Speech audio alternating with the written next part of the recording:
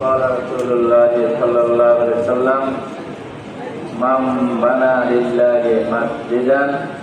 بنى الله له بيتا في الجنة أو كما قال عليه الصلاة والسلام فقد شكرا بالشكر اللهم صل على محمد وعلى آل محمد كما صليت على إبراهيم وعلى آل إبراهيم إنك حميد مجيد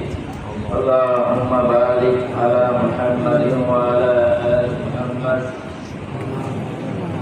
كما باركت على إبراهيم وعلى آل إبراهيم إنك حميد مجيد আল্লাহ পাকের দরবারে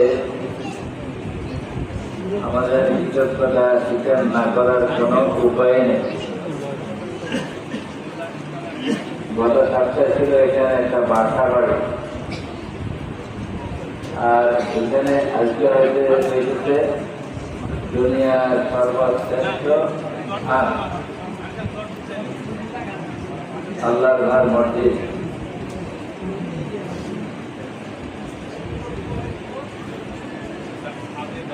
দুনিয়ার মধ্যে